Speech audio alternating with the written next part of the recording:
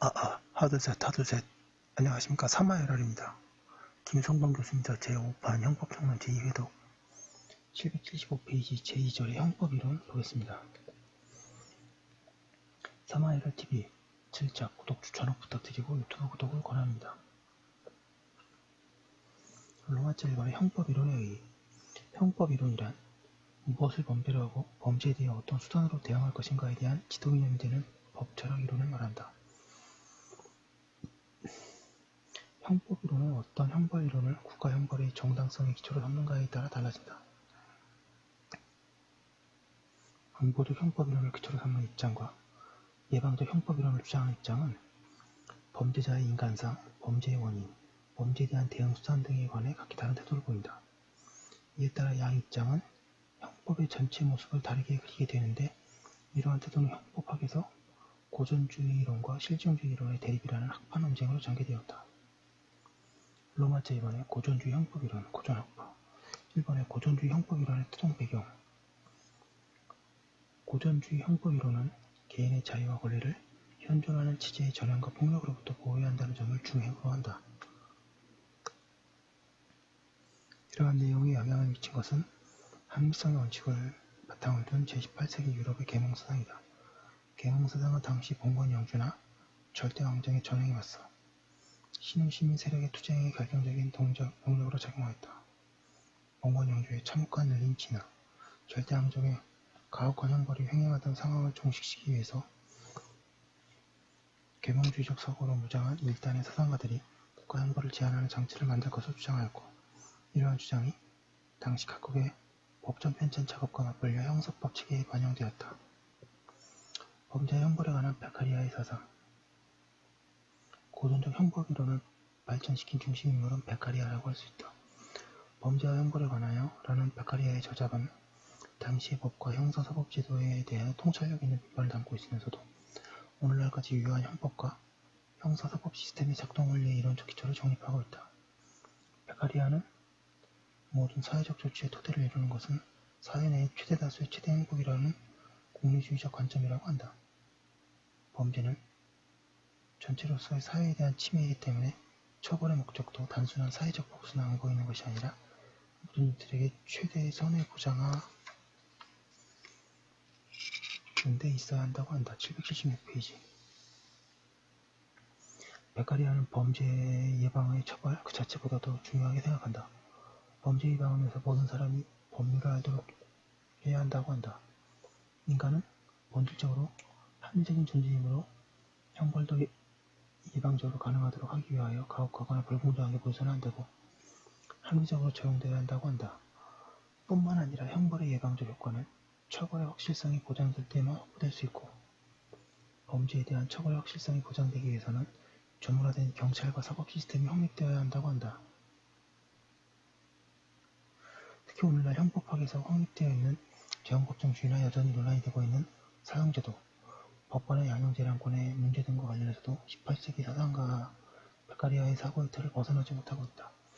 이 때문에 베카리아는 오늘날 형법 아버지라고 불리고 있다.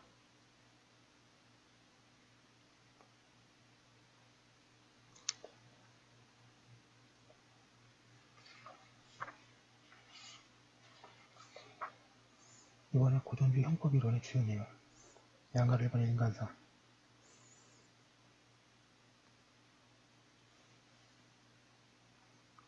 고전주의 형법이론은 인간은 자유의사를 가지고 합리적인 행위 선택을 할 수 있는 존재로서 본질적이고 자기본인적이고 이기적인 존재로 파악한다.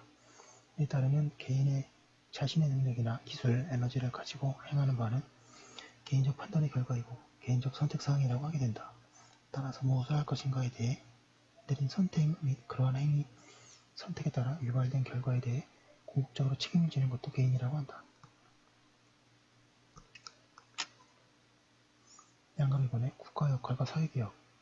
고전주의 형법이론은 개인의 권리와 사회의 여건을 보장하기 위해서 국가가 중심적 역할을 수행해야 한다고 하며, 특히 권리 보유자인 개인과 국가 사이에 맺어진 사회계약이라는 관념을 기초로 한다. 사회계약 모델에서는 사회 내의 개인은 일정한 권리를 국가에 양도하고 그 대가로 다른 개인이나 국가 자체로부터 자신들의 권리 보호나 인신 및 재산의 안전을 보장받을 것을 합의하고 있다. 따라서 국가는 일반적인 권리를 보호하는 역할을 부여받아 개인 상호간의 관계를 구별하고 일정한 경우에 타인에 대해 권리 침해를 금지하고 있다.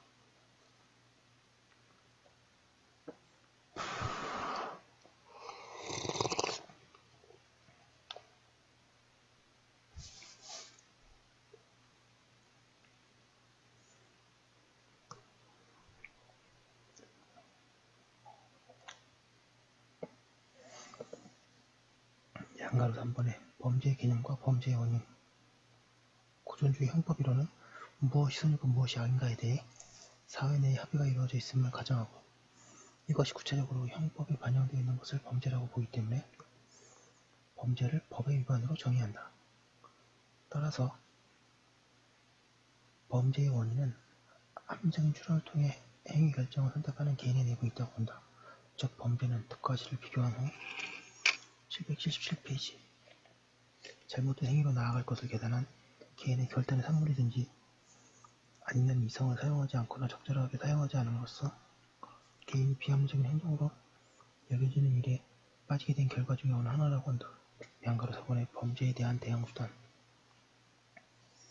고전주의 형법이론은 형벌을 자유로운 행위 선택에 대해 책임을 묻기 위한 장치로서 고통과 해악의 부과를 내용으로 하는 응보형으로 파악하고 형벌은 구체적인 범죄에 구체적으로 예정되어 있으므로 범죄를 범한 자가 누구라도 동등하게 그 형벌이 적용될 수 있도록 정기형으로 이루어져야 한다고 한다.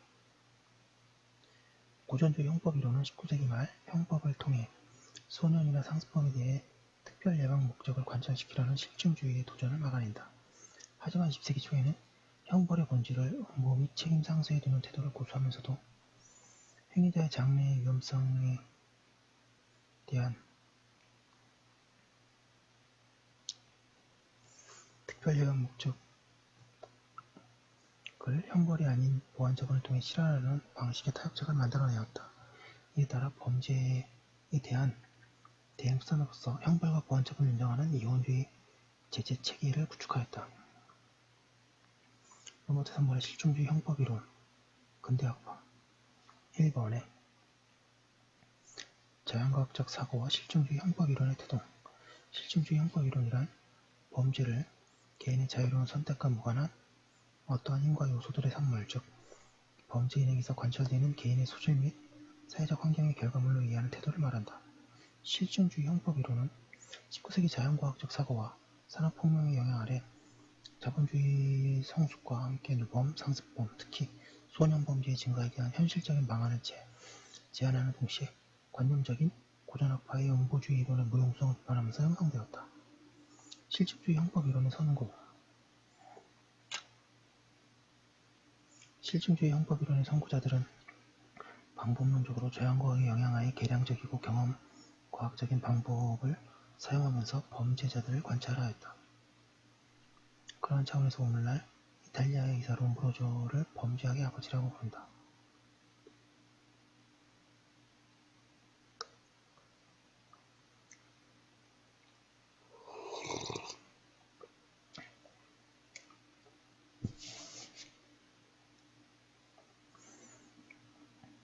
롬브로조는 1876년에 범죄인론이라는 저서에서 범죄인의 눈, 코, 귀, 입 혹은 두개골 모양에서 특별한 범죄적 인자를 찾아내었다고 주장하였다. 그의 뒤이어 페리는 1884년, 참고로 1884년은 갑신정변이 일어나던 해죠. 범죄사회학에서 범죄의 사회적 원인을 강조하였고 가로팔로 자연범과 법정범을 구별하면서 동정심과 성실성이 778페이지라는 인간의 두 이타적 감정의 결여를 범죄의 원인으로 설명하였다. 이와 같은 실증주의적 계보는 20세기에 와서도 계속되어 생물학적 요소만을 범죄 원인의 인자로 보려는 태도에서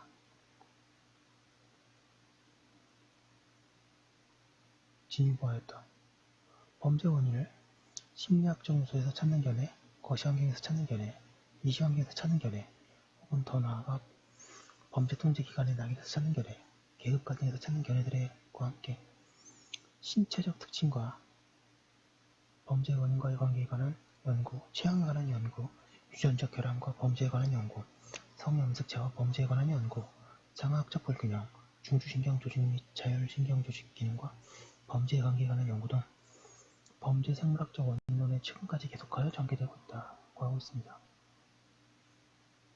이번에 실증주의 형법이론의 내용. 양갈비본의 인간상. 실증주의 형법이론은 의사자유의 존재 그 자체는 과학적으로 증명되지 않은 문제이기 때문에 인간에게 의사의 자유가 있다는 고전주의 형법이론을 형이상학의 토대를 둔 책상머리 이론으로 치부한다. 범죄인에 대한 과학적 실증적 탐구를 축적한 결과 실증주의 형법이론가들은 인간을 자유롭게 행위 선택을 할 수 있는 존재로 보지 않고 소질과 환경에 지배되는 숙명론적 존재로 파악한다. 양갈비본의 국가의 역할과 형사정책. 고전주의 형법이론은 근대 계몽주의 내지 합리주의 정신에 입각한 개인주의적, 자유주의적 법치국가 사상을 근간으로 범죄와 형벌을 파악함으로써 하였음에 관하여 실증주의 형법이론은 개인의 교육이나 사회환경의 개선이라는 정책적 임무를 담당할 사회적 국가를 기본 사고 모델로 하였다.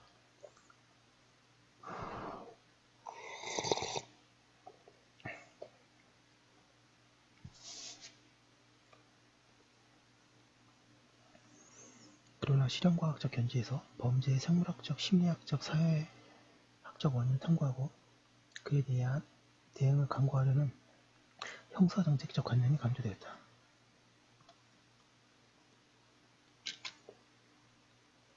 양갈 3번의 범죄의 개념과 범죄의 원인. 실증주의 형법이론은 범죄의 원인을 개인의 자유로운 행위 선택의 산물로 설명하지 않고 범죄의 생물학적 특징 혹은 그의 사회 환경적 요인에 의해 결정된 것으로 본다. 그 결과 실증주의 형법이론은 범죄의 객관적인 행위 유형으로 규율되어 있는 형식적인 범죄 개념을 떠나 범죄를 개인의 반사회성의 징표로 파악한다. 양갈 4번에 범죄에 대한 대응수단. 실증주의 형법이론에 의하면 처벌해야 할 것은 소질과 환경에 의해 숙명적으로 인도되는 범죄 행위 그 자체가 아니라 행위에 징표된 사회적 위험성을 가진 범죄 행위자가 된다. 779페이지. 따라서 사회적으로 위험성을 가진 범죄인으로부터 사회를 방해해야 한다는 사회방위 사상이 강조된다.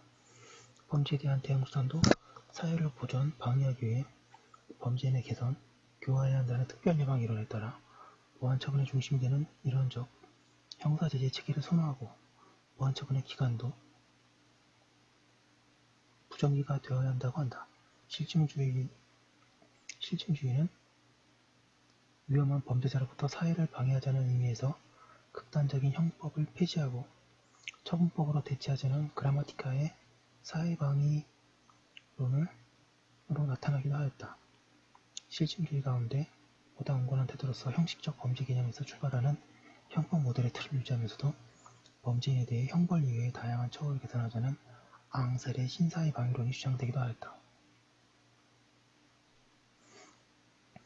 고전주의와 실증주의, 객관주의와 주관주의.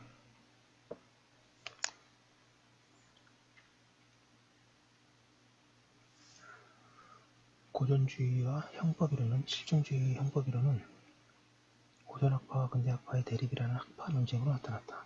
특히 형벌 목적과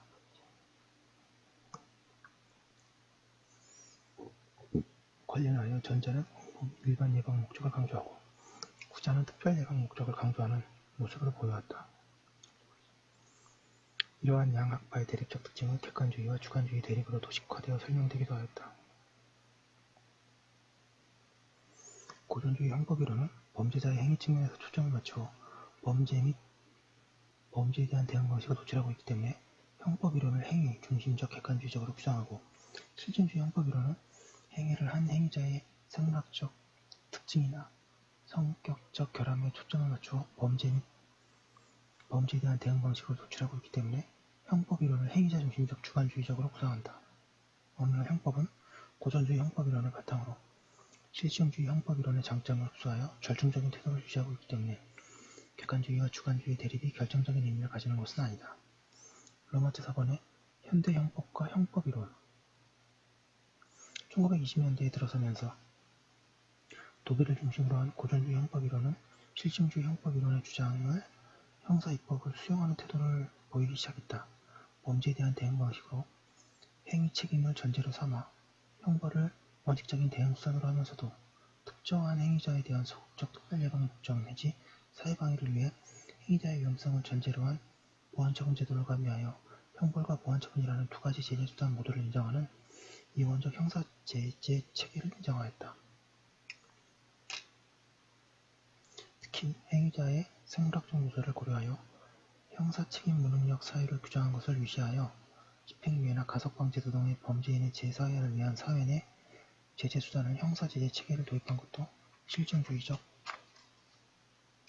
780페이지 관점을 수용한 결과라고 할 수 있다.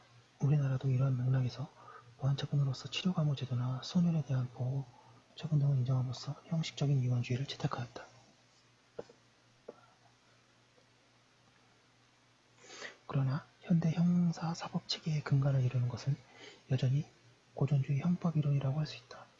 고의와 같은 범죄자의 내부적 심리적 요소를 범죄의 성립요건으로 형법 규정에 명시하고 있는 태도나 행위 책임을 원칙적으로 삼으면서 형벌 부과를 위한 엄격한 법률 요건을 요구하고 있는 태도는 분명히 고전주의 형법이론의 영향을 받은 부분이다. 범죄 경중에 따라 그 정도를 등급화하고 있는 형벌 체계도 고전주의 형법이론의 반영이라고 할 수 있다. 오늘날 대부분의 자유민주주의 국가의 형법은 그 정도의 차이는 있고 어느 정도의 변종도 있지만 대부분 이와 같은 형법 모델을 구상하고 있기 때문에 고전주의 형법이론은 여전히 형법의 모법 고전으로 불릴만하다. 하지만 형이상학적 이론의 구상물이라고 평가되었던 18세기 형법이론이 오늘날에도 여전히 형법의 억압적 기능을 제한하고 있는 가장 합리적인 수단으로 인정되고 있음은 아이러니이다. 뿐만 아니라 2000여 년 전에 이론적 구상물을 대신할 만한 다른 사고 모델이 오늘날까지 개발되지 않고 있다는 것은 놀랄만한 일이다. 18세기 살던 사상가들이 만들어낸 사고의 틀이 언제까지 국가형벌의 과잉과 남용으로부터 우리의 자유를 지켜주는 불패의 신화로 남을 수 있을 것인지 관심을 가지고 볼 일이다.